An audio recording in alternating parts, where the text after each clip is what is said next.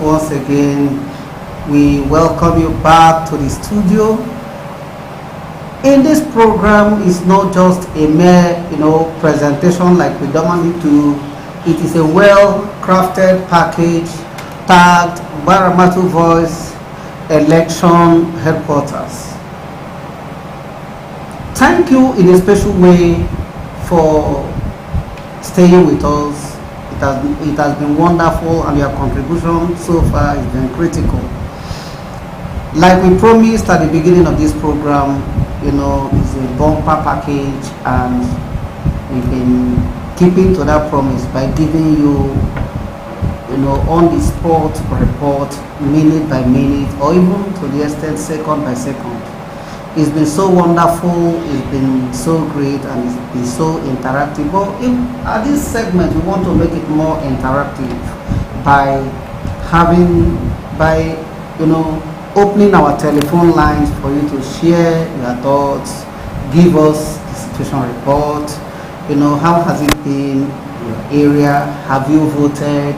If not, why? If yes, how was the experience? We are expecting your report. But from our own end here, it's so sad that after about 24 years of unbroken democratic practice in the country, that we are still moving a step forward and three backward. With our reporters that went around the area of the Warri metropolis came back with stories that weren't in any form palatable. It was full of protests, people being disenfranchised due to the absence of INEC officials. We are bothered. This election, to the best of our knowledge and ability, took INEC, if not, whatever, minimum of a year and 6 months or even 2 years to plan. Is INEC telling Nigerians that this is the best they could, come out with? These are answers we would like you to equally contribute as we make this, this segment open for you all, our teaming viewers. The clips that is being showed on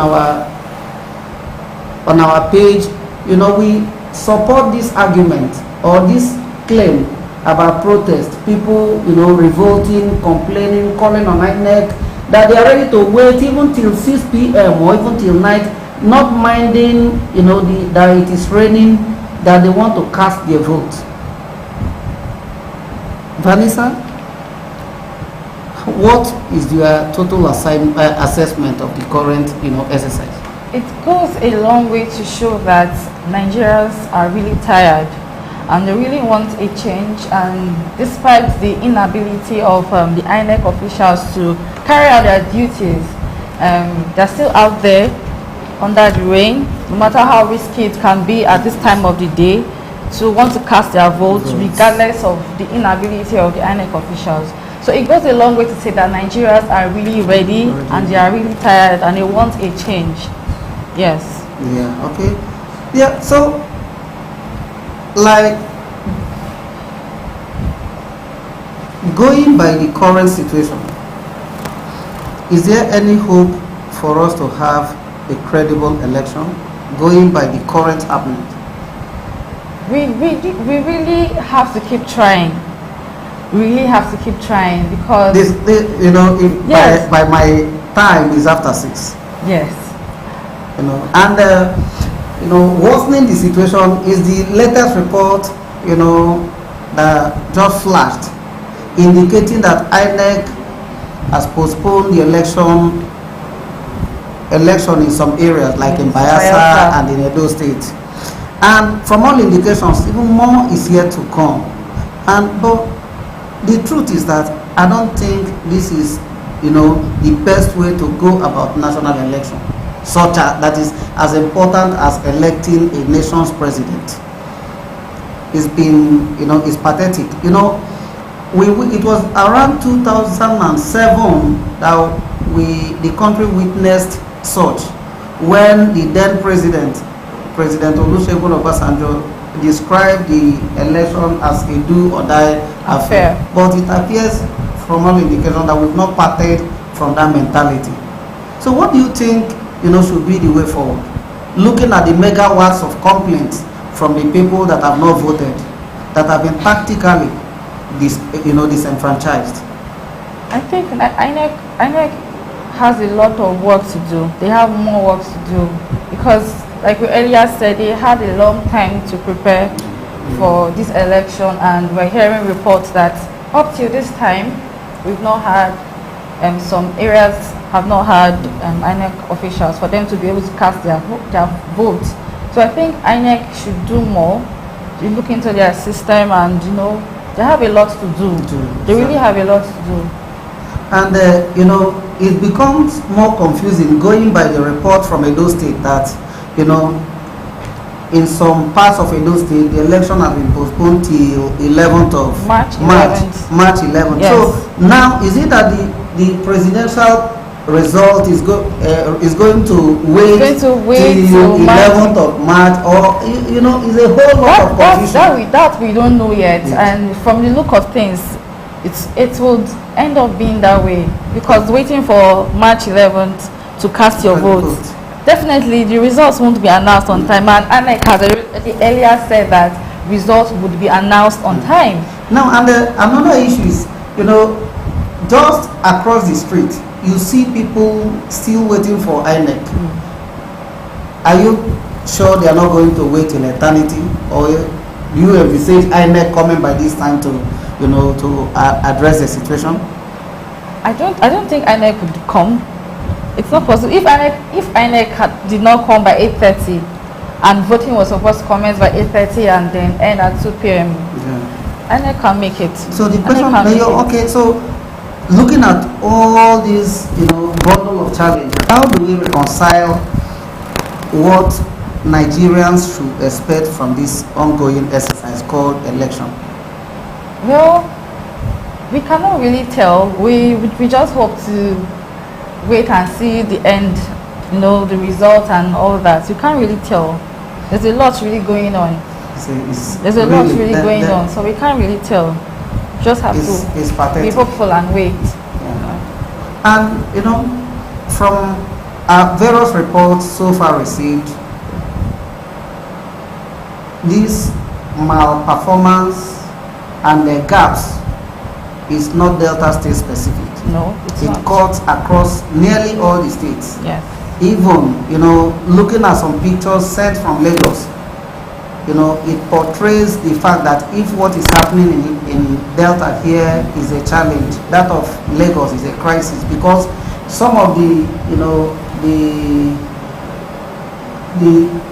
whatever, say, the polling units in the state were denied access, just like Lagos here. Then the areas that voted, they reported that thugs came and chased them. So what happened to the security personnel? That's a vital question, but unfortunately I have no answer to such. Because we saw the numbers that were deployed and then we are hearing reports of thugs snatching or chasing or harassing electorates. We reported erroneously in the morning. I took time here to praise the security personnel that we encountered, that they were stable, ready for action, strategically located. But where lies the strategy now with what is going on? So I think all the government paraphernalias and the relevant agencies have to explain, not to GbaramatuVoice, but to Nigerians on what is going on and how they intend to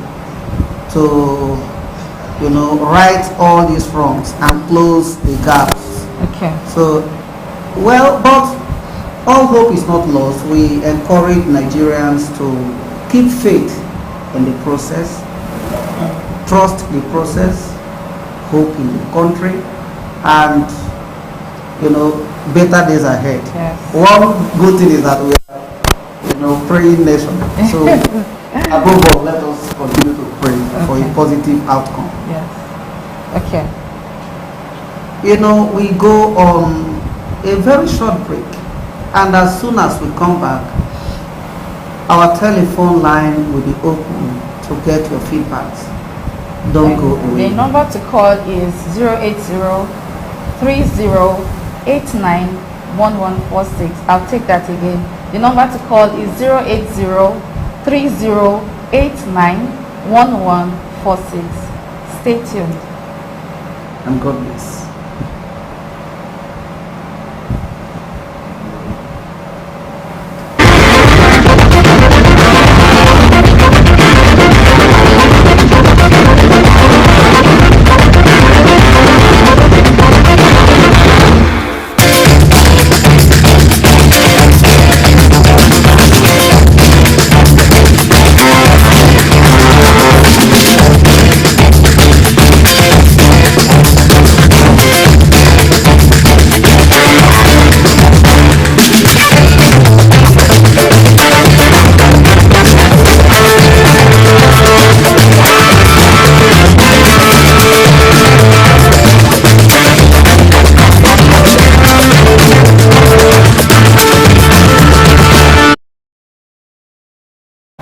Hello?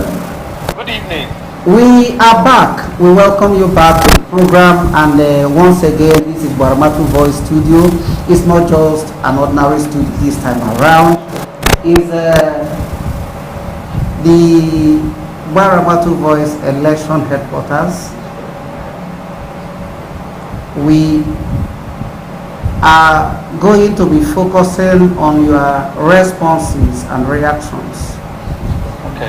Okay, all right. So Right here on our line, we have our first caller, not just the first caller, but our reporter who is covering Burutu local government. Thank you, thank you. Yeah, okay, so what is the situation in the local government? Yes, in Burutu local government so far, the election process has been calm, and I think this is one of the first of its kind where election materials arrive the day before the elections. Unlike before, because it's a riverine area, this time what I witnessed is that from they take the materials from Asaba to the local government headquarters Burutu, and yesterday evening the INEC officials and materials were dispatched to their various polling units, wards. And Burutu local government is made up of 11 wards to preside, and out of 11 wards, all the INEC officials materials were moved to the various wards in the morning. This morning around 8:30, INEC officials have started with their setting up their polling units for accreditations and voting started ongoing. And so far, all the process, there was no delay, unlike when they wait for arrival of materials to get to the local government before, previously it was sometime around 4 o'clock or around 2 o'clock before materials arrived to various wards. But this time around, it was the day before elections, which this morning, all the INEC officials filing out to their various polling units and accreditation, and it was very peaceful process to witness. And this is one of its kind that has happened in Riverine area in Burutu local government. Since you became an adult, right? Yes. Yes. Because previously you can't see this kind of materials before, because we follow up materials to Burutu local government before the local government will now move materials to the various wards. It takes a long time, but this process was very timely. This your account is quite different from what we have witnessed here in Warri Metropolis. As we speak, as you are filing this report, there are still people waiting anxiously and patiently at the various polling units for INEC officials to arrive. So, and you are telling us that yours was a hitch-free election. Yes, I have said it before that it is one of the first of its kind.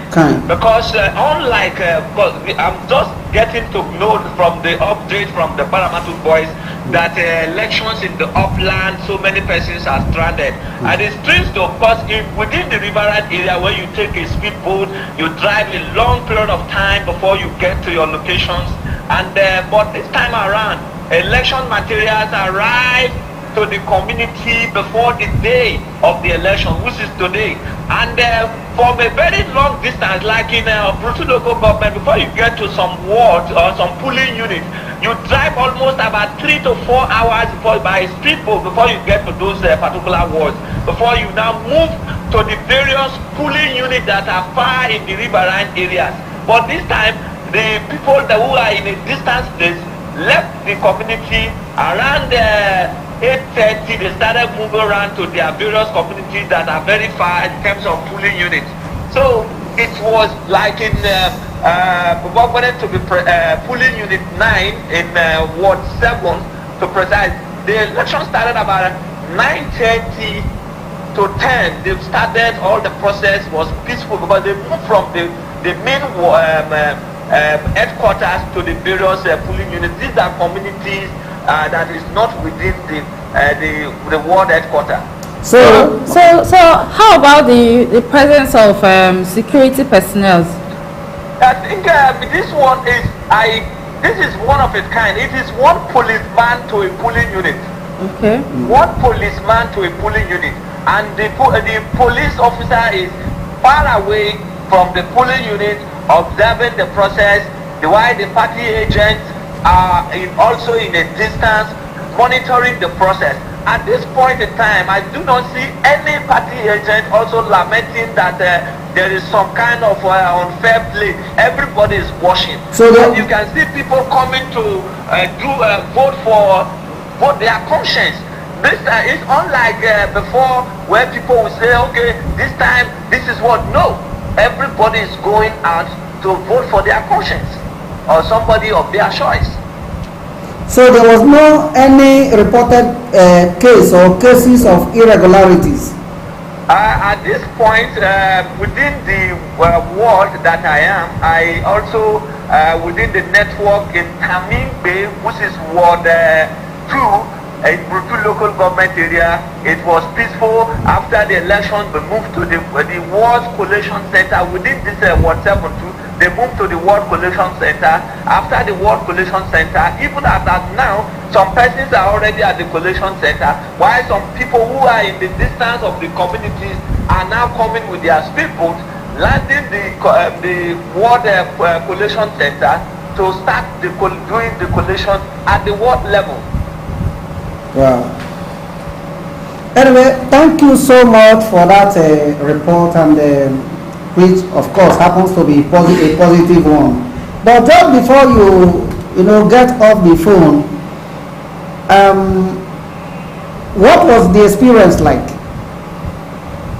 I think the experience is a very calm one. And previously, before this time around, I don't know whether it is because of no cash, where you normally, in most settings, you see vote buying as a very common practice. But this time around, there was no cash flow. Everybody is no money. So some persons are angry. How will I go to vote without having money? Nobody will respond to you because there is no money. It's just like if you like, go and vote.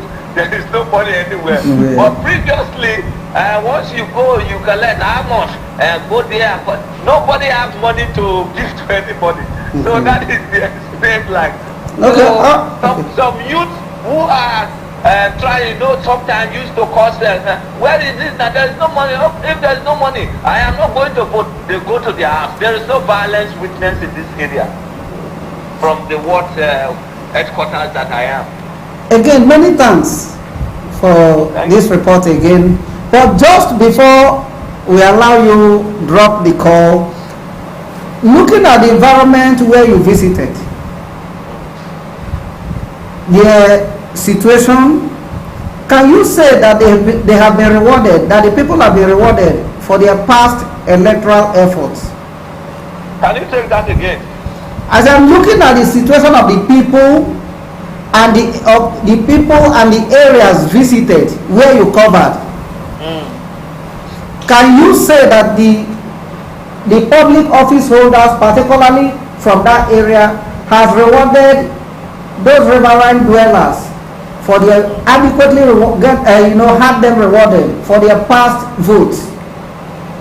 I do not understand what you mean by being rewarded. Rewarded on what ground? Is it from the development perspective? That's being rewarded via provision of social amenities. In this area, riverine areas has a lot of challenges. Like, for instance, now, this is a place where you hardly see road network. Road network is a very big challenge. Like some persons, within the Brutu local government area, you hardly travel by road. It is by speedboat. And sometimes this a bridge that has been constructed for years, it has not been completed, keep on promising, even elsewise. The people are not rewarded. So a lot of persons are agitating for a change of governments. That this time around, those old practices that has been before, that we have been open on, this time around it is not going to be as game as usual. That they are going to make decisions for themselves, for their future. So nobody was deciding for anybody. So you go there to the polling unit and do what you wish to do in terms of what you think that will bring good governance and infrastructural development and human capacity development and all of it.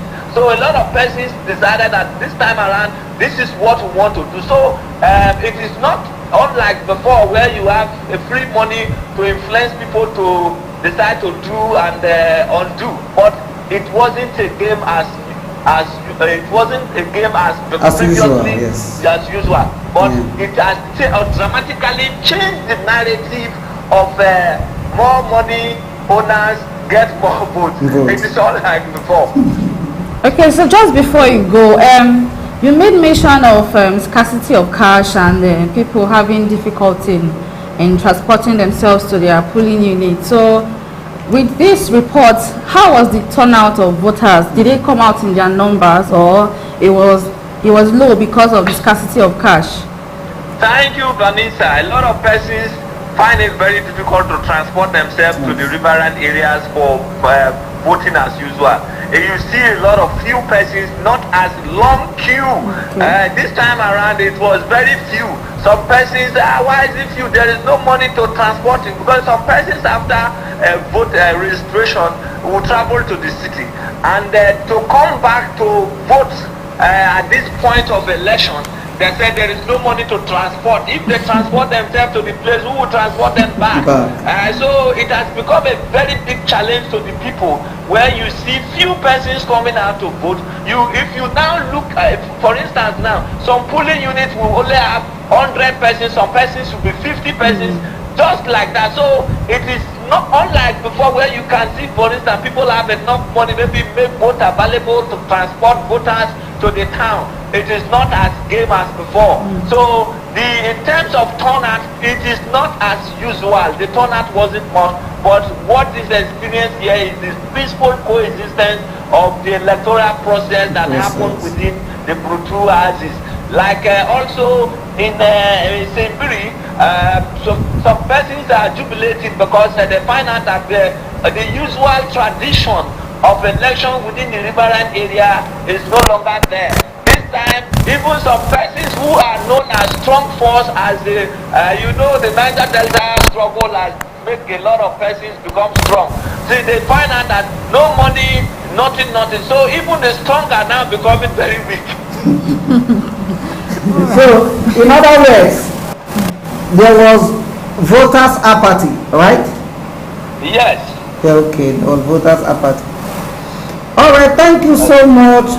Yes, before I go, I think I want to really also appreciate maybe the INEC in their, for instance, if this kind of practice is continuing in the riverine area, we're looking at the long distance, bringing materials before the day to their polling unit. There was no anxiety previously. The delay of materials in riverine area caused a lot of anxiety, that they have hijacked the process. Maybe some persons are now using the process to maneuver this. There was no anxiety. You see INEC officials walking around freely, as unlike before, where you hold them, there is money, enough money to, it is very, very peaceful. And once again, I say the GbaramatuVoice live report here, Ward 7, Brutu local government area. Thank you so much. Thank you very much. That was the voice of Asiaye Enaibo, our very good staff reporting from Brutu local government area. The number to call is still open, and we're still expecting your reactions, updates, and vital information that will help relevant authority know the next step to take. Please do not hesitate. Yes. Another important thing is that after the ward levels is local government collation. That is another thing, because the various communities wards have started moving to the local government collation center, and that is the final process at the local government level. So why some persons are still doing their collations at the ward level, because INEC law says that let every collation within the polling unit, because they started from the polling unit collations, move to the ward collation, and from the ward collation to the local government collation center. So those processes are judiciously followed, and some persons have started moving. In the riverine area, before you know, a lot of persons who have the way to move into the various places can now move to the local government. But some persons, I also see some journalists who are stranded to make a move like the way I am moving. I was using my own personal engine boat where the GbaramatuVoice already arranged for me to move. So it was a small kind of movement to reach out to some various areas where movements were not as easy as the way it ought to be. Thank you. Okay, yeah, thank you so very much. much. Yeah, thank you once again, Vanessa. Well, it's All hope is not lost. all hope is not lost. But then again, I wonder how INEC officials are able to go to the riverine areas And conduct a perfect election, and whereas then there's a bit of a struggle here in the urban area. do you suspect a foul play? Well, we cannot tell. Maybe the results will tell. If no, but let's look at it holistically. If we suspect a foul play, what is or what are they trying to achieve by serving the people in the riverine community very well while leaving those in the upland stranded? Well, it could only be a reason of rigging, Okay. election. Okay, maybe Because a quote and unquote a polite way of rigging this time around. polite way of rigging, yes. Okay. Because Our teaming viewers, we are still expecting your reactions, your report, and your feeling and understanding of what happened today. And most importantly, have you voted? If you have voted, how easy was that exercise? If not, if you have not, why? Kindly call us. The number to call is 08030891146. The number to call again is 08030891146. Yes. So despite Naibo's report, I'm still feeling very concerned because it's like 1 out of 100. Yes. Danger 1 out of is 100. not yet averted. Yes.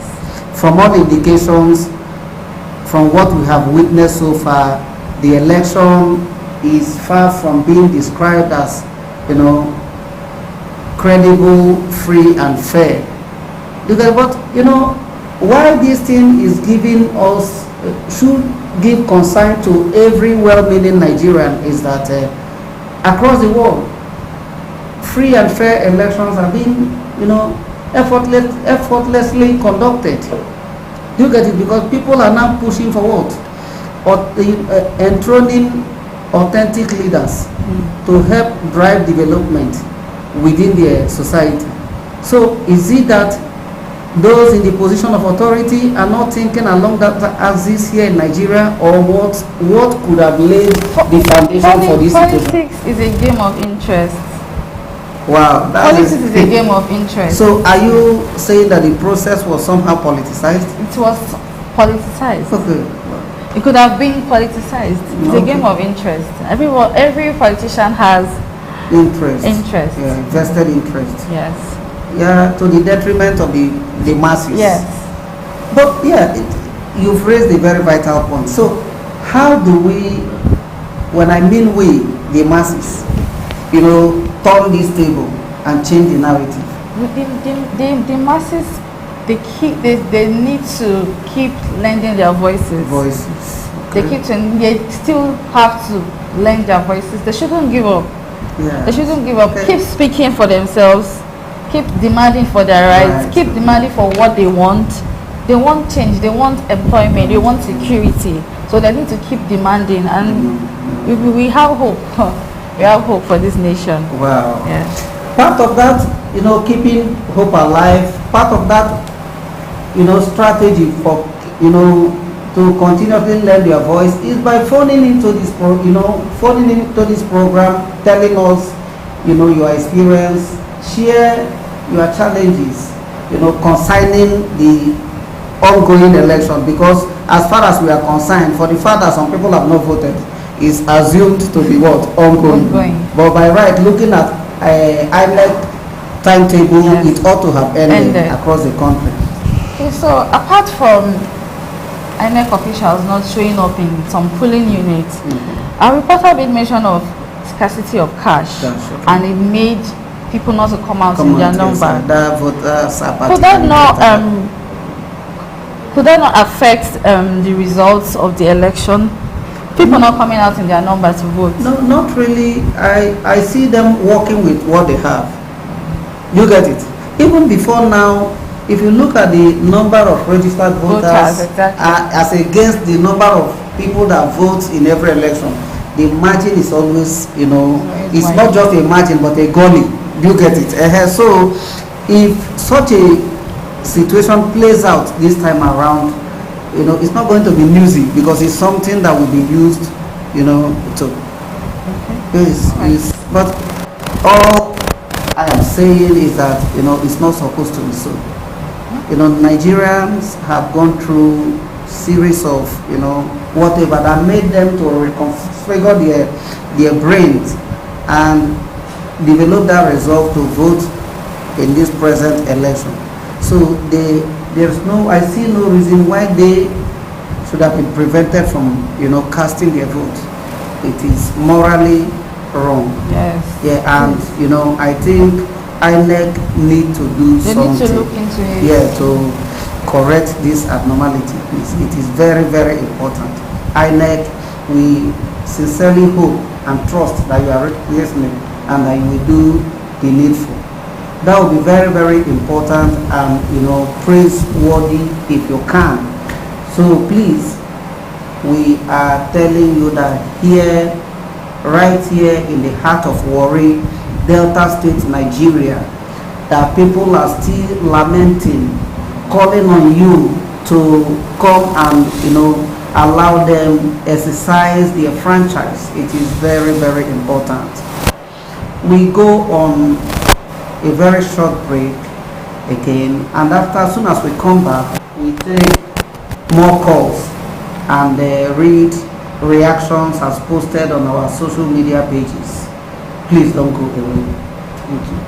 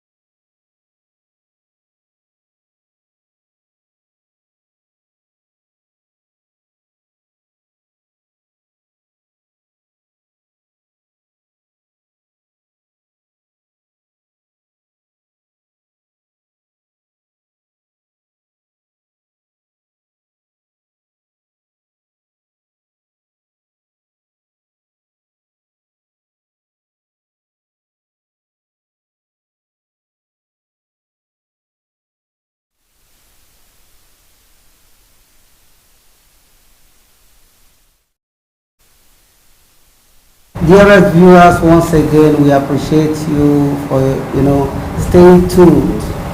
And on our own part, we are not equally failing our promises. And at the end of this exercise, I pray it's gonna be a very rewarding one.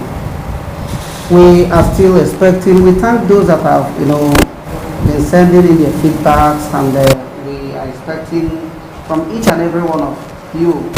Is important because as you do so, it assists relevant authorities to know the gaps that exist and how to, the steps to take in order to fill up those gaps. So it is very, very important, not just for this program, but to help serve you better by INEC and other relevant agencies. As part of that exercise, we are going to connect to our very good colleague based in Lagos for further analysis of this electoral exercise.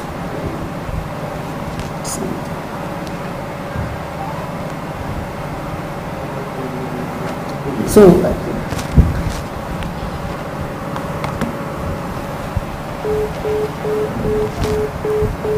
as a media organization, we encourage even those that have not voted to remain calm. Don't take laws into your hands. Definitely is a credible solution will be provided by INEC and those responsible. But please, we encourage you to remain orderly, calm, without involving in any form of lawlessness. Violence has never, resulted in any positive effect. So it is important that you remain civil in your actions and inactions, particularly within this period. Thank you.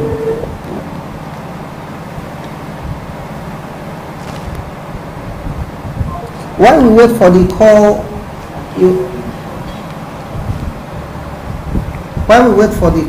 to pull through, we again call on the Independent National Electoral Commission to know that here in Warri that there were so many hitches, so many challenges, dozens of people, of voters they've not in any way voted. They are so resolved and devoted that even as we speak, most of them are still at their various polling unit waiting for your officials to come and do that. And it will be very, very rewarding if if they hear a word or two from you. If not, that you are coming, you tell them of your plan to reschedule the election, but in order to ensure that they all participate in this electoral process. It will not in any way be a very good commentary that they did not participate in a process that threw up the incoming president. I don't think it will have a kind of burden on their side. So please, we call on you, Professor Moshood and Professor Yakubu, the INEC chairman, to please take steps to address this situation. It is very, very important, please. While we wait for more calls, we go on commercial break. We'll be back just in a short moment. Thank you.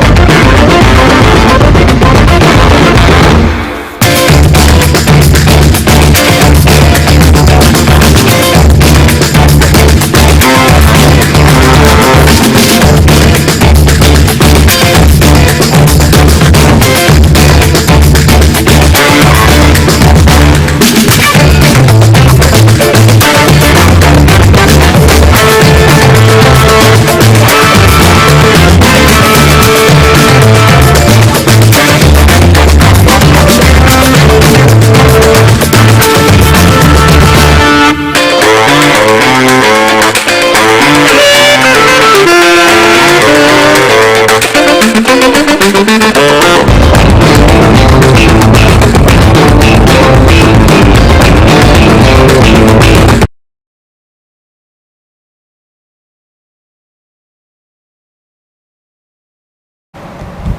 still live here in GbaramatuVoice election headquarters, and just before we went on break, we had information from one of our correspondents in Brutu local government area, where he said that the elections were peaceful, it was fair, it was hitch-free, and was free of any form of violence, and the arrival of the INEC officials and the distribution of electoral materials, and he went further to commend the INEC officials for a job well done. Yeah. As opposed the reports we're getting from the Warri South here on how INEC officials up to now have not arrived at their polling units to commence voting. And there are reports that still on the elections that INEC has moved voting in 141 polling units to Sunday, and this was made known by the INEC chairman, Professor Mahmoud Yakubu, on Saturday, that elections in Bayelsa has been moved to Sunday, and elections in Edo State has been moved to March. What do you have to say about that? My sister, I must tell you that I'm as confused as every other person, because now with that movement, I don't know if the results will be announced as slated. And the same INEC told us that the results will be a very swift one, but with this postponement, not in a section of Edo State, but in the whole of the state. Are they telling us that they are going to announce the result without Edo, or they have to, the whole country have to wait till after the March 11 experience?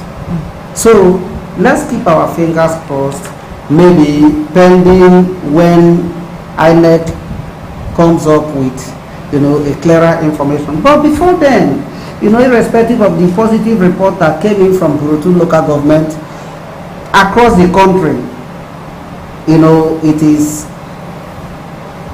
sad commentaries here and there. Like the latest report reaching our desk shows that in Akwa Ibom State, hoodlums, machetes too, giving a deep, cutlass cuts on two, then carted away beavers. Where are the security personnel? Maybe we Is this the question for who deployed them? For the IG and whoever to respond to, not me. We are just in the studio. Our work starts and ends here. So it's not. I don't think it's a very good way to conduct the promised election, credible election.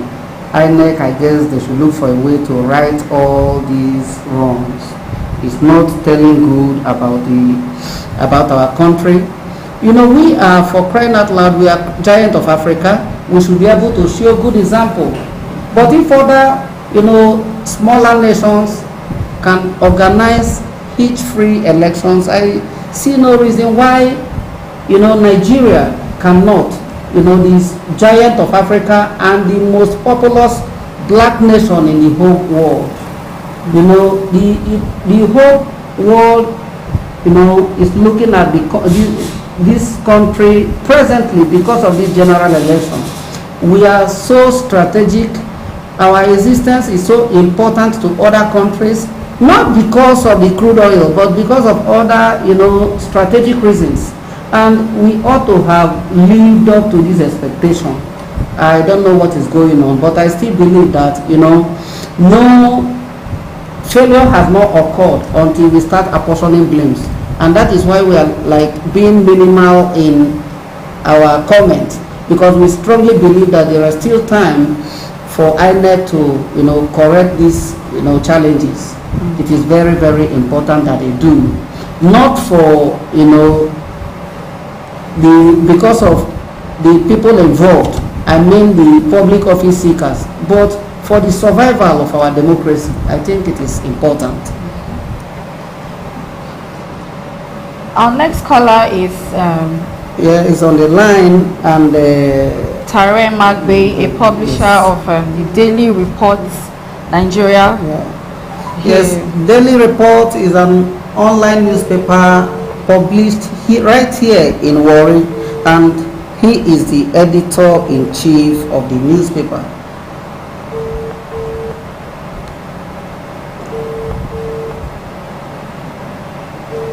Just before his call pulls through,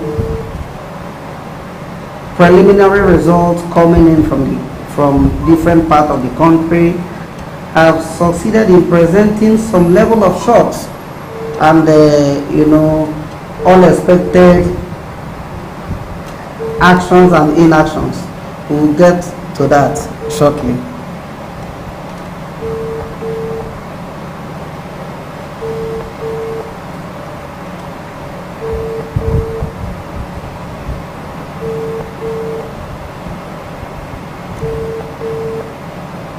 While we wait, we encourage all those, particularly in this Warri area, that have not voted, to remain calm and peaceful.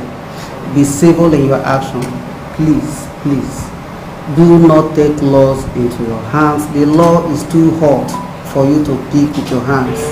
We sincerely hope and believe that the relevant agencies are working around the clock to attend to your needs. So please, do kindly remain calm. Solution will definitely come in no distant time. Since INEC is rescheduling elections in other states, we sincerely hope that your case will not be an exception. They will definitely attend to you. So please, do remain calm. This is, a clarion call from GbaramatuVoice as a responsible and responsive organization operating right at the heart of Warri. And for your information, for those that have not before now come across GbaramatuVoice, GbaramatuVoice is a Warri Delta State based newspaper with branches at the heart of Abuja and Lagos. We are the most authoritative information source from the Niger Delta. When information wise, we are the gateway of the Niger Delta region to the world. So please always hook up to GbaramatuVoice for undiluted information coming from the Niger Delta. Thank you.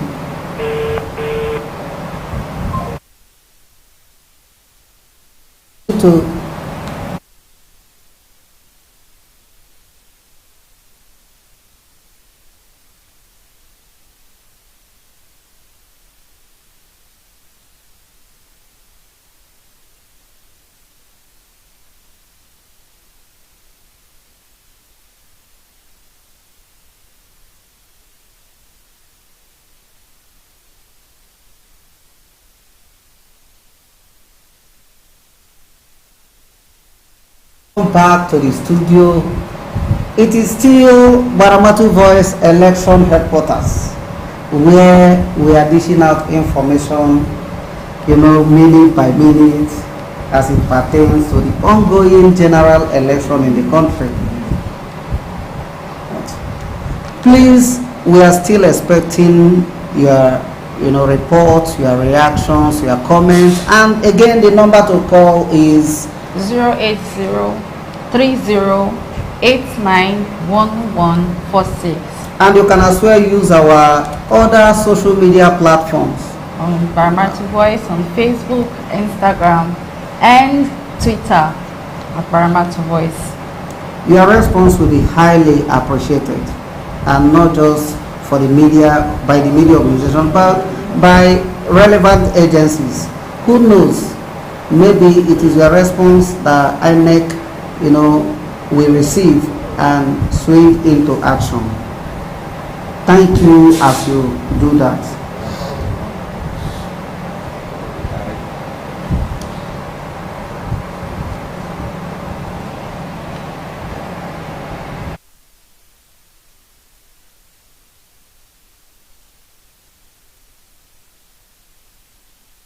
Good evening. Mr. Tari, how are you this evening? I'm fine, and you? We are doing okay by the special grace of God. Jerome is my name, and with me is Prebo Vanessa. we are calling from GbaramatuVoice studio. Okay, good evening, Jerome. Good evening, Vanessa. Yeah. How are you? Fine, thank you so much. Yeah. Before we go into the business of the day, we would like to know, your newspaper is Warri based, but where exactly are you currently? Okay, I'm back in Warri. Actually, I've completed my duty for the day, so I'm back at home in Warri. Okay. You said you conducted your business of the day where? At Brutu. Brutu. Okay. Yeah. All right. Okay. Okay. Yeah. All right. Yeah, we've actually gotten reports from that axis, but that notwithstanding, no information is enough. Do you get it? So, what was the experience like? The experience on a general note, I would say it was majorly peaceful.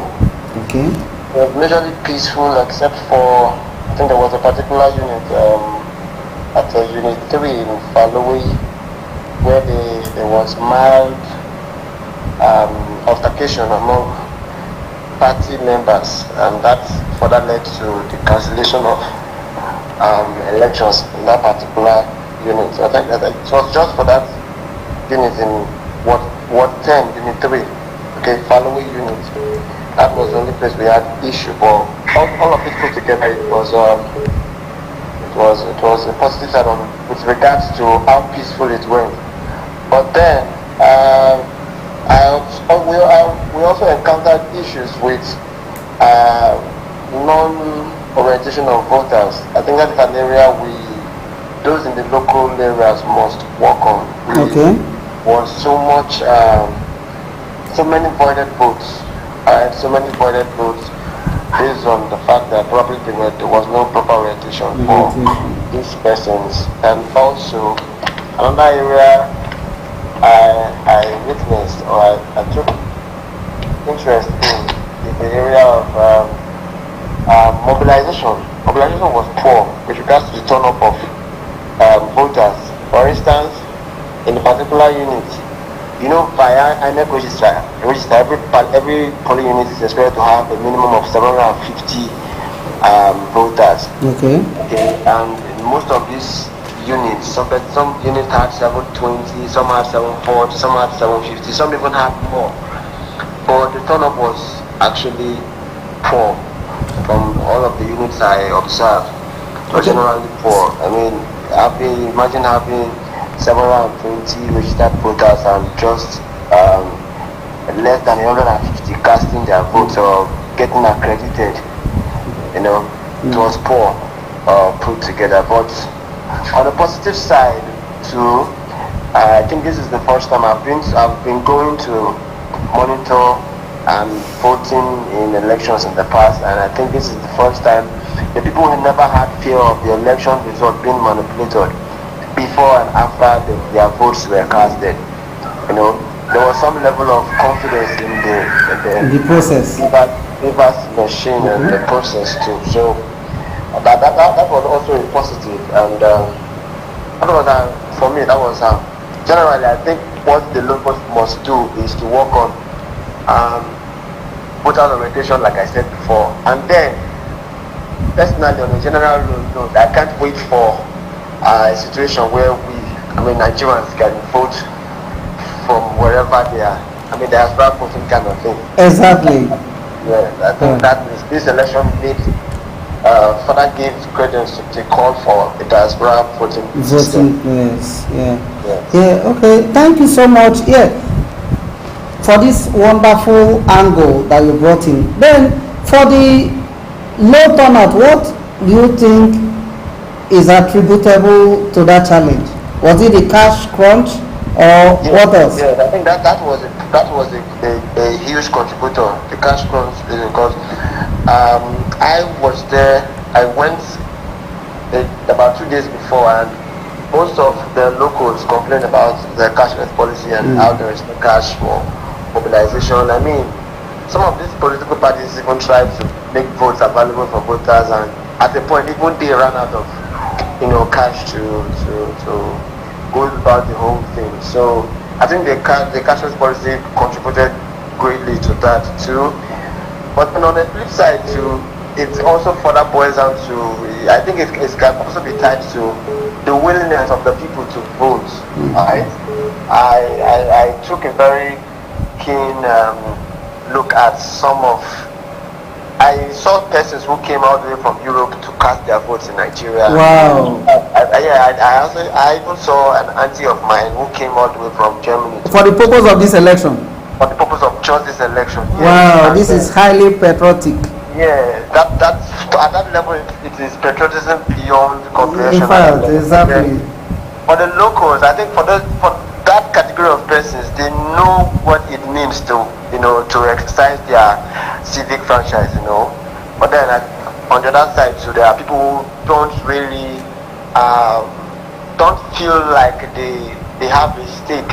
The voting is important to them. Okay. They don't see the point where voting or casting their vote is a civic responsibility. They don't see it as a point for them to contribute to national development, stability, and all that. So I think that's I want to go back to the point where I mentioned that there is need for proper voters orientation, and that is one area I've always been output of the national orientation agencies in local areas, particularly in the coastal areas.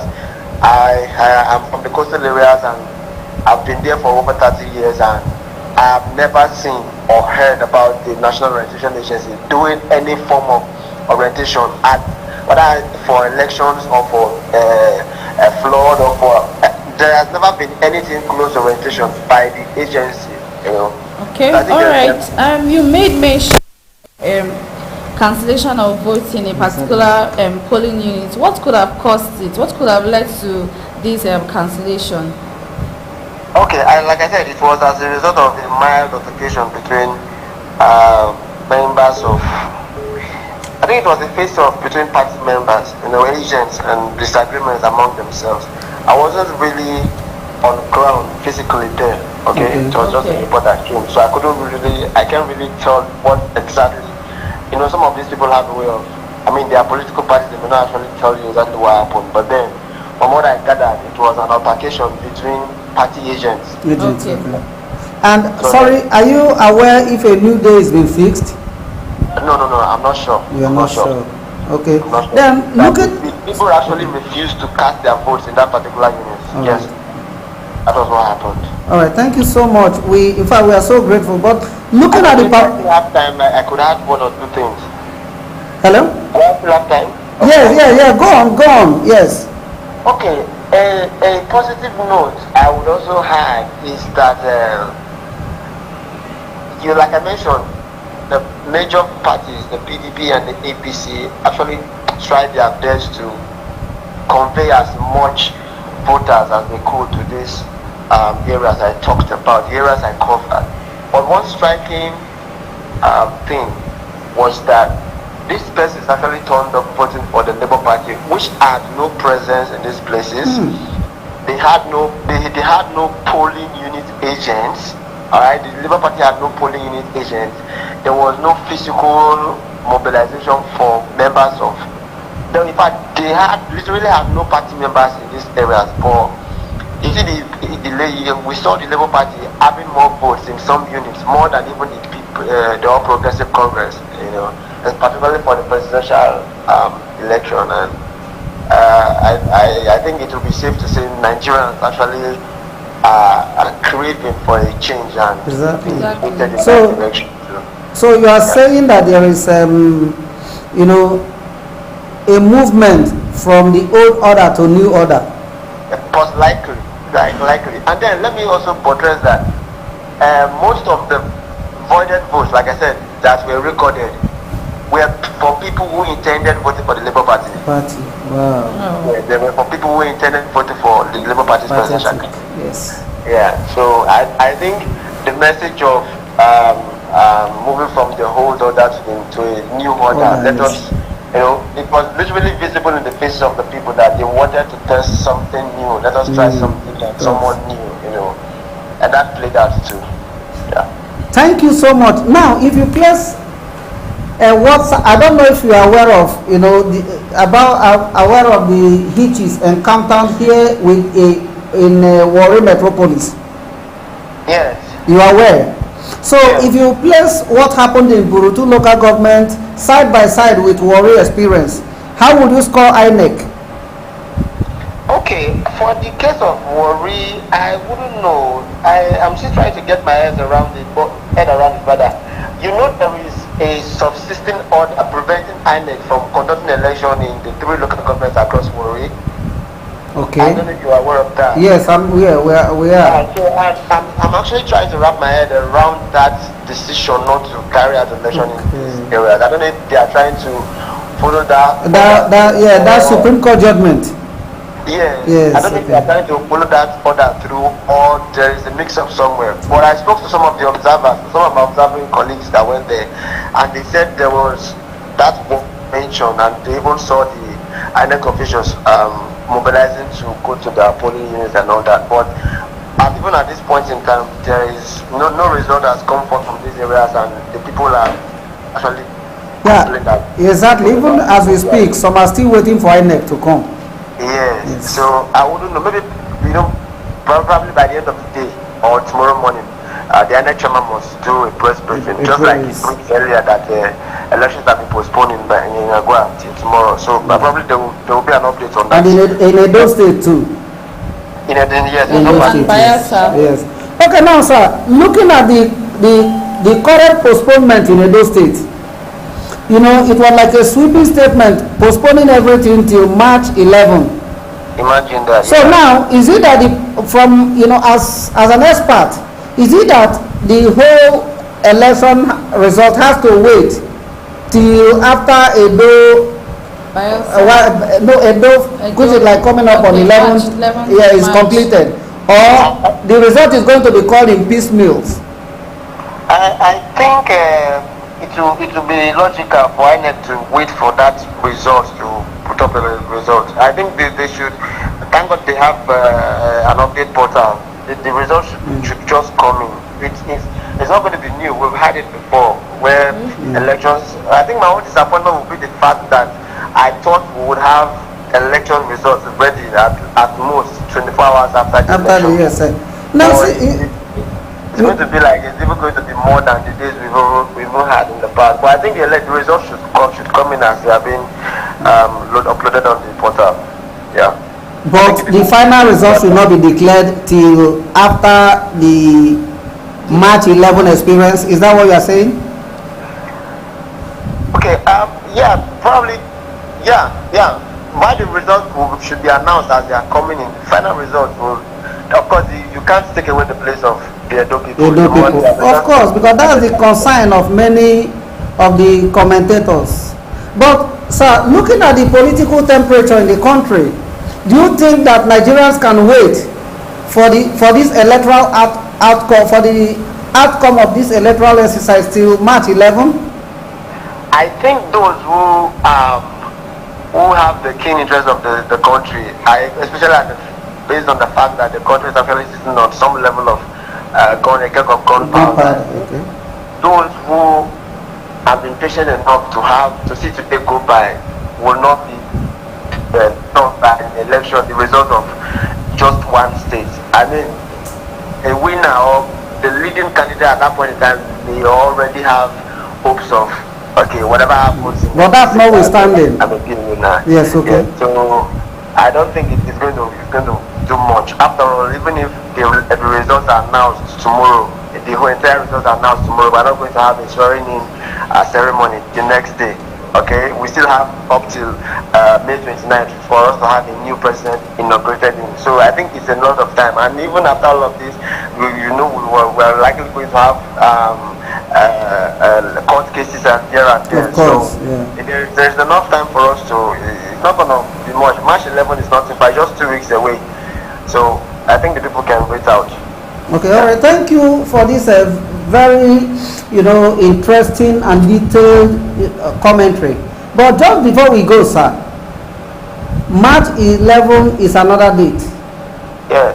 Looking at INEC performance, what areas did you discover shortfalls, and what advice do you have for INEC? I think the first shortfall is the timing of mobilization to polling units. I think that is one issue INEC must deal with head on. You know, in the areas I went to today, before voting started in some units, it was up to 10 a.m. Some units started at 11 a.m. So they must deal with the issue of timing. And if there is the issue, like, let me even take a point out with what happened to the Warri. If there is actually nothing behind the scene, if there is actually nothing hidden from the general public, they must ensure that what happened today is avoided on March 11. Then what I should advise them to do, I think it's not going to be more than that. For me personally, I must commend INEC for putting a stop to altering agents altering results after the elections are over. You know, one of the first mentioned, I think most they do a measurement of the activities across the country today. They would know which areas to tackle, which areas to improve on, which areas to hold on, which areas to do better by March 11th. It's still a lot of time. 2 weeks is a lot of time to do a lot of preparation for that. So.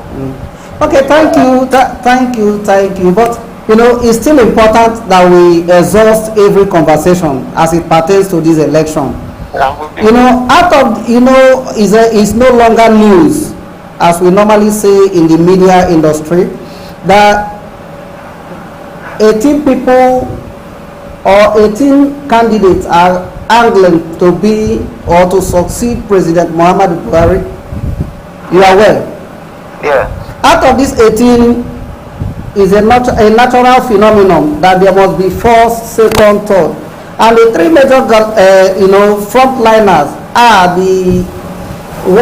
in this order, in no particular order. Sorry.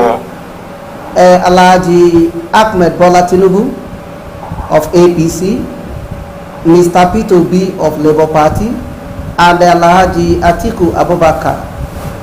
Looking at the results so far, particularly breaking news showing that Atiku have just been declared the winner of President Muhammadu Buhari's polling unit. What should Nigerians expect? I think Nigerians at this point in time cannot point out who will win this election at this particular time. Exactly. You know, I said so because results coming in from Aso Rock shows that the Labour Party candidate has taken over, has won some polling units in that area. Okay, right inside Aso Rock. Yes, Peter Obi won inside Aso Rock. And then there is, Peter Obi actually also won the youth of the Labour National Chairman of the All Progressive Congress, Senator Abdullahi Adamu. Yeah. Yes, and then there is also a case where Alhaji Atiku Abubakar winning the polling unit of the running mate of Mr. Peter Obi. So I think, and then there is also results coming in from Lagos where Peter Obi has won some units, in that area.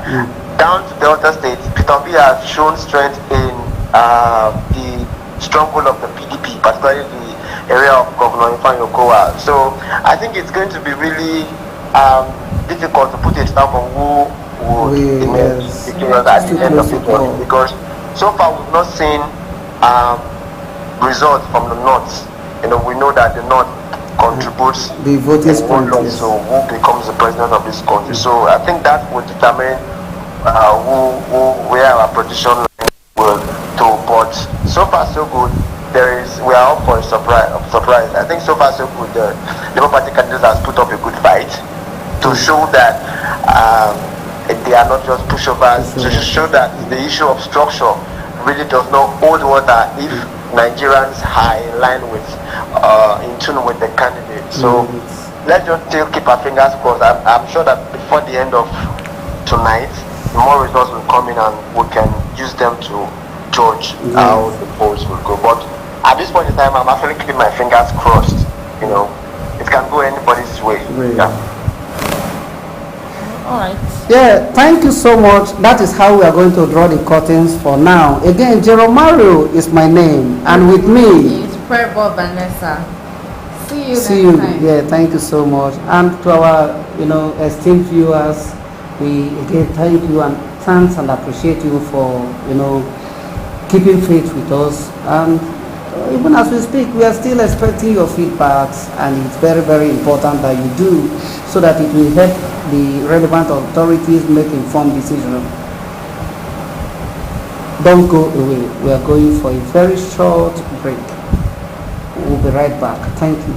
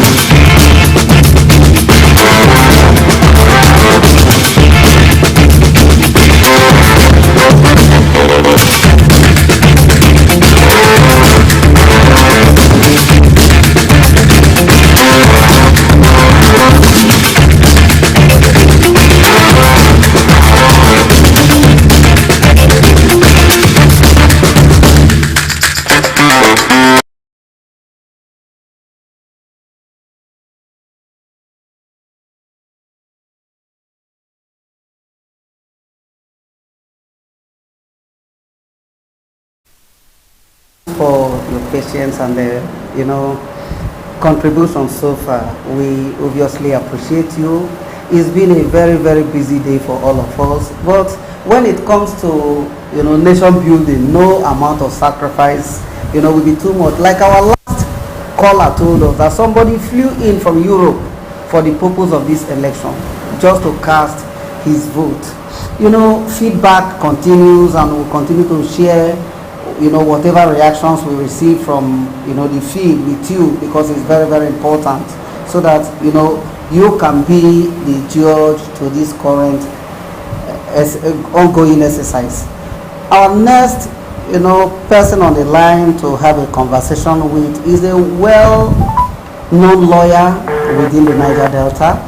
He was the president of the Joy Youth Council, a Niger Delta activist, in the person of Eric Omari.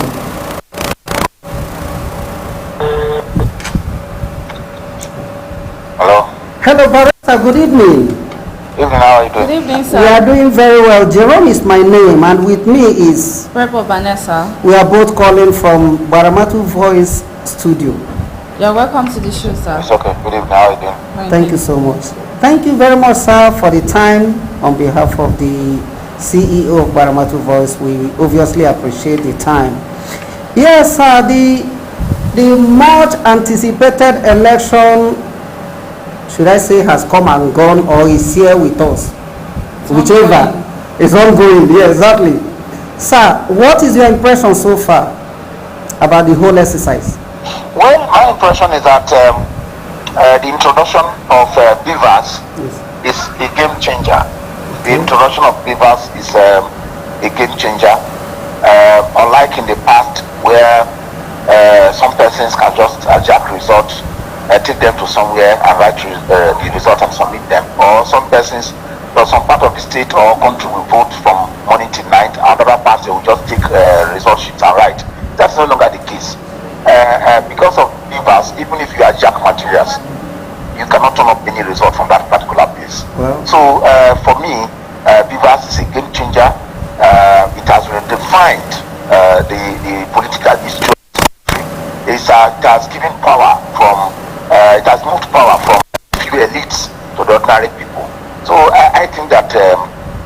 2023 election generally is historic.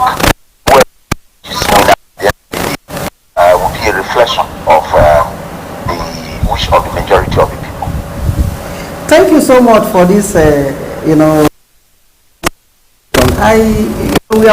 sir, by the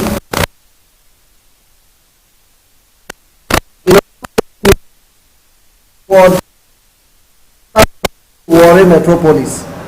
Can you has achieved the targeted expectation or result? Well, from the information at my disposal, the complaints in the Warri area is not about non-functionality of beavers. The problem with, especially in Warri South, is that materials were not distributed. I have closely followed what happened in Warri South, especially from your platform. And the materials were not distributed in many places up till 4 o'clock. And I could not see the reason why. Because a local government like Proto, local government like Gbaramatu, Warri Southwest, that are mainly riverine local government areas, materials were distributed since yesterday. But Warri South, that is an urban local government area, materials were not distributed. So I call for an investigation as to why materials were not distributed in Warri South. And if possible, the EO, who is the leader of that team, should be disciplined and sacked from INEC. Because I see complicity there. I read this excuse that the reason materials have not been distributed is because parties under the level or not stop INEC ahead with their job.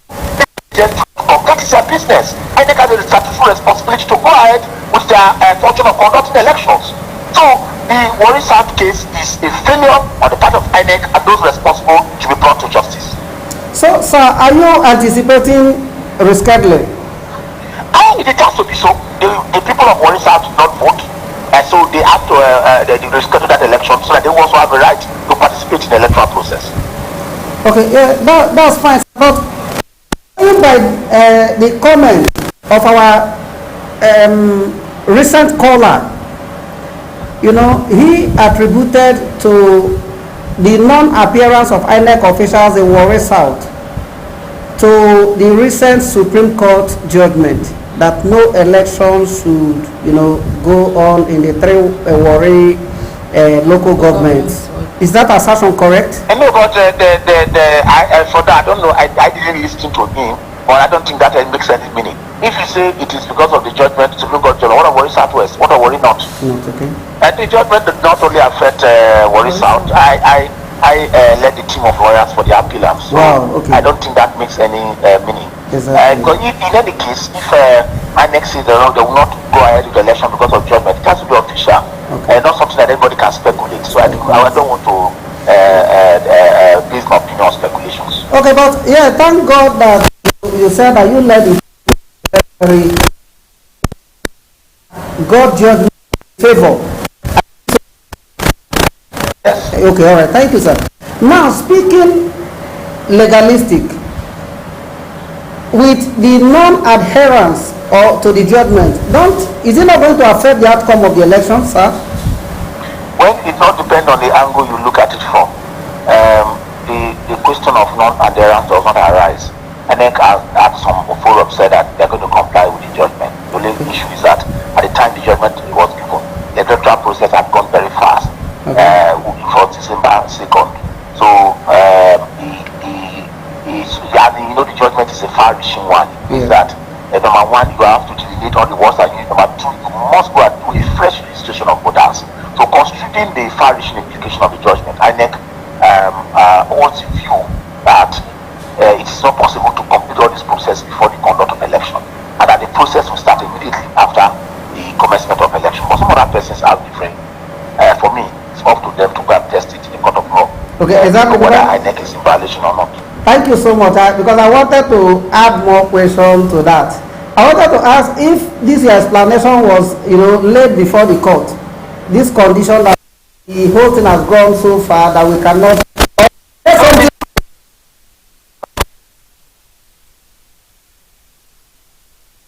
Decided on that case, there was a stakeholders meeting, which INEC was given by INEC to the stakeholders, which made up the jointly and the Robo people. Yes. Okay, but acting independently, if an aggrieved candidate comes up tomorrow, maybe one of the senatorial candidates goes to court and says, okay, do you know what, that in the ab initio that the case ought not to have, the election ought not to have held in the first instance, banking on this Supreme. Don't you think that the court will listen to his prayers? I wouldn't want to express an opinion on that, but the only thing I would say is that I would like that sort of action to be, so that a judicial pronouncement be made on this point, so that the issue can be laid to rest once and for all.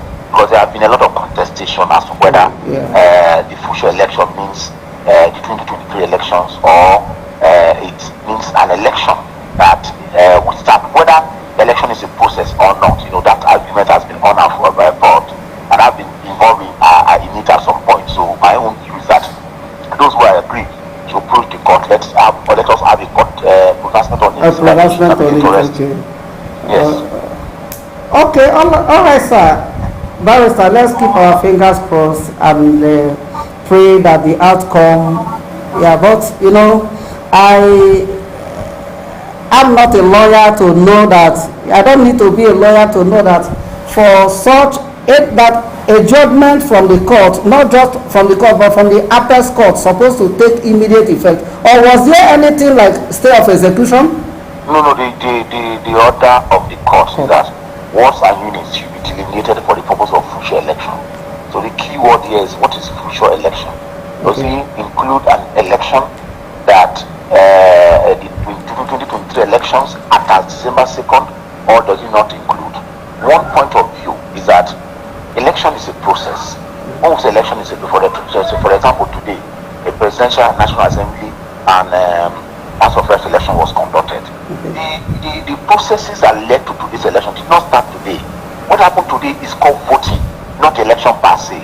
The activities that led to today's voting, the accumulation of those activities, what you call election. For example, INEC start with a notice that on so day there will be election. Parties must conduct primary within this period. But lists of parties will be submitted. The register will be submitted. This will be done. So it is that accumulation of activities from the beginning to the declaration of a result that is what you call election. Now, it is on that basis that some people hold the view, which in my view is persuasive, that conducting 2023 election without delineation does not amount to violation of the court order, because the court says future elections.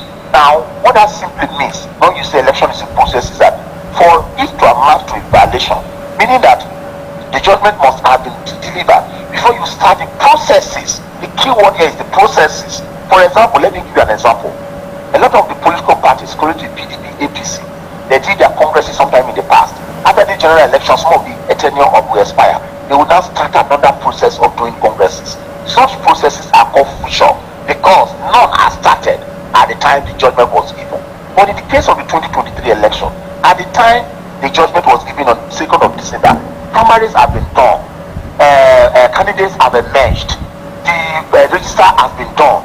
Because if you look at it, for example, let's use Warri Southwest as an example.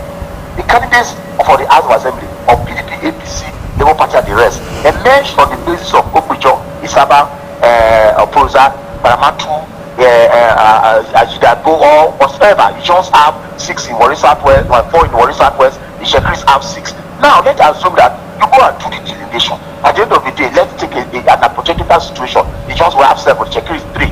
So what you are saying by implication, if you insist that the delineation must be done, is that number 1, a candidate will emerge with one structure of 4 to 6 in Shekiri, between the Joan and Shekiri.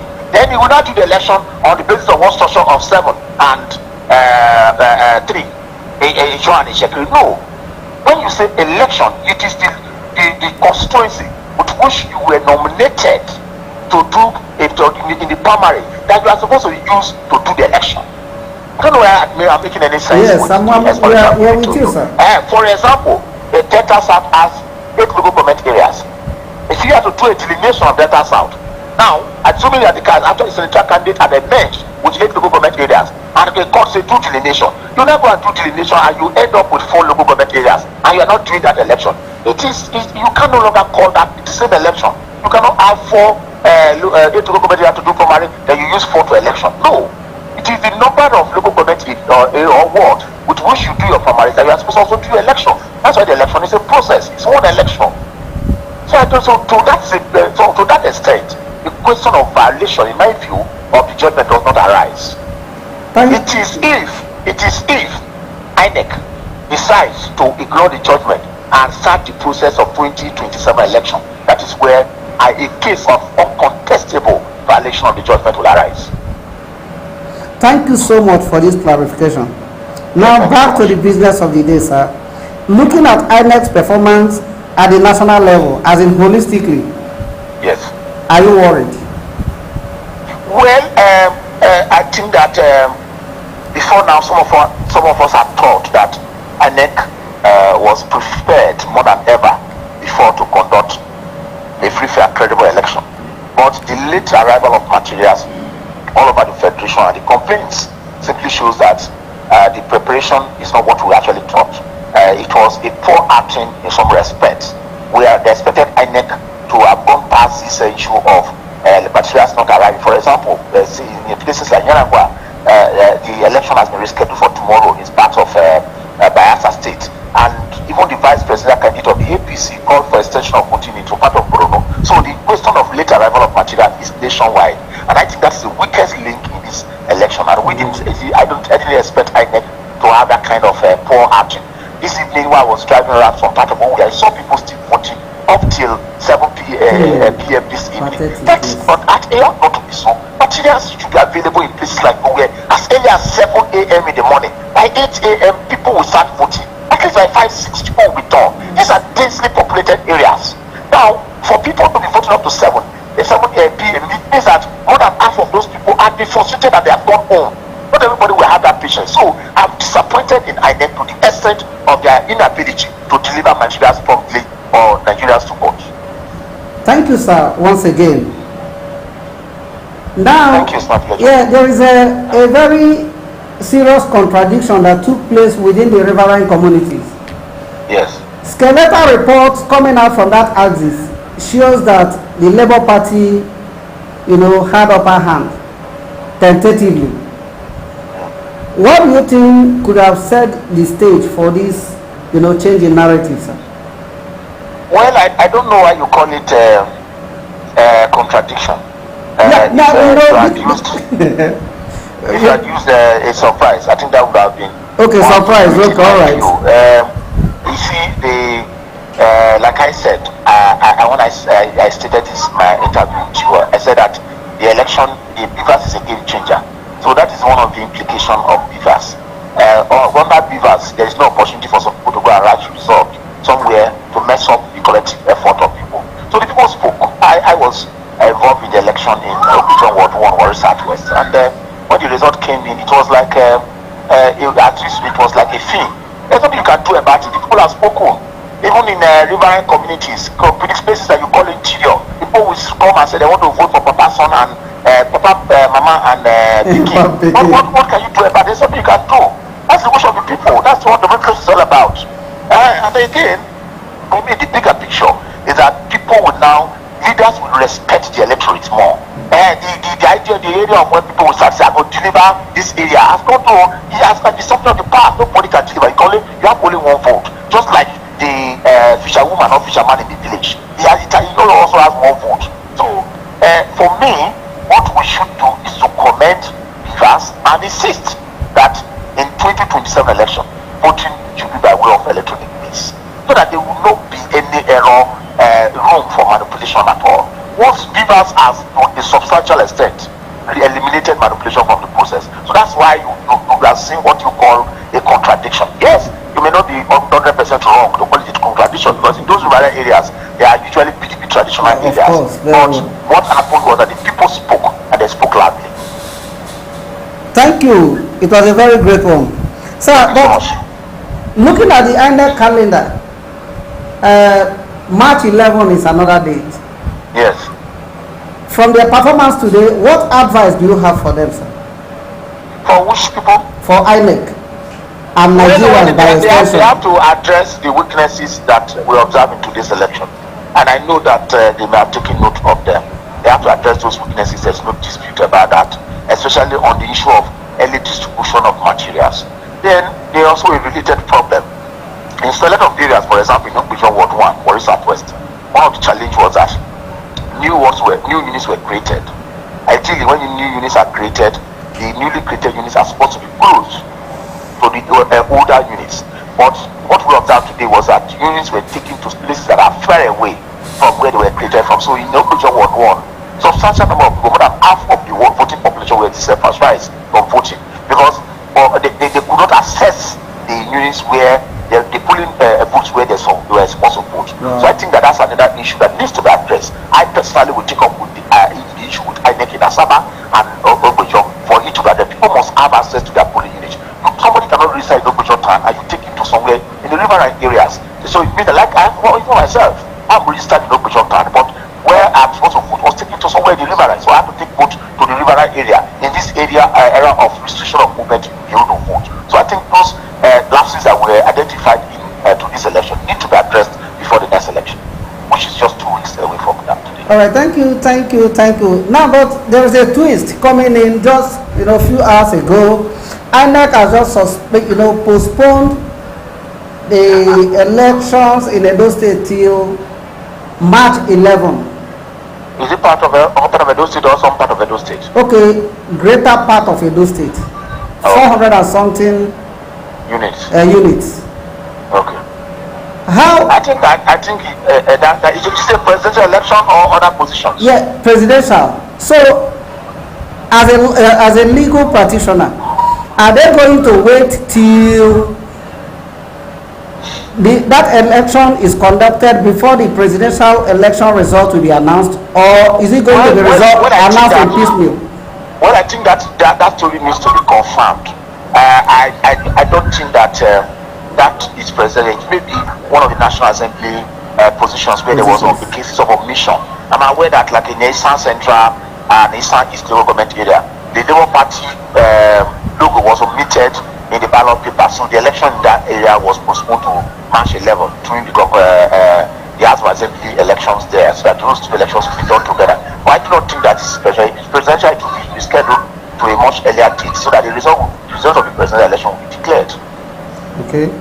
Yes, okay. I think it's related to other position. All right, thank you, sir. Yeah, but the next question is important, though you may see it as being that we are preempting. Definitely, it will come. Today, the next election is March 11, and handover date will be May 29. Yes. Looking at this time frame, will it be enough to dispense all post-election matters in the court at the tribunal? No, there is no legal requirement that post-election matters must be dispensed with before the inauguration date. No. Okay. The Constitution already has a time frame for disposal of post-election matters. Okay. First, within 180 days of filing the petition, the tribunal must give a judgment. Then within 60 days, the Court of Appeal must give judgment in respect of House of Assembly and National Assembly elections. Okay. In respect of governorship election, the matter will proceed up to the Supreme Court, which must also give judgment within 60 days. That's what the law says. So there is already a time frame for determination of post-election cases, not tied to the inauguration. Okay, thank you so much for this clarification. But just before we go, your final message to Nigerians. Well, what I will say is that though I have envisaged it before today, the Nigerians, especially younger people, came out to vote into this election. They should not be discouraged by the outcome, the final outcome. The reason why I say so is that from experience, a lot of people, candidates may be popular in one section of the country, may not be popular in another part of the country. So what that simply means is that when such a candidate does not emerge, those that have voted for that candidate will think that their votes did not count. But it does not work that way. For you to win the presidency of this country, you must have popularity of vote all across the country. So, irrespective of the outcome of the presidential election, younger people who have not taken that challenge to make a difference should come out en masse to vote for governors all over the federation. They should not be discouraged by the outcome, whether it's positive in the way they want it or not. They should continue with the struggle. the barrister, on behalf of our very great boss, Jacob Abai, we say a very big thank you for this time. And definitely, no distant time, we will definitely come back to you to seek more clarifications and interventions in this direction. Again, thank you. My name remains Jerome Otomi, and with me here is Reverend Vanessa. Have a pleasant evening, sir. Thank you for having me. Thank You're you, welcome. sir. Thank you so much. Yes, to our dear viewers, we appreciate you once again. You know, it's been a wonderful day, you know, very fruitful based on our own estimation and looking at what we have put in, you know, and we equally appreciate you for the time. You know, there is no amount of sacrifice put in into nation building or development that will be considered too much. So we are working, you know, round the clock today to ensure a better future, to make sure that Nigeria moves from where it used to be, where it is presently, to a greater height of productivity, where justice, peace, and love shall reign supreme. Again, we are going on a very short break. Till tomorrow morning, GbaramatuVoice studio will open again very early in the morning to continue with this commentary. It's been a great day. Most importantly, we appreciate you. And for my very dear colleague,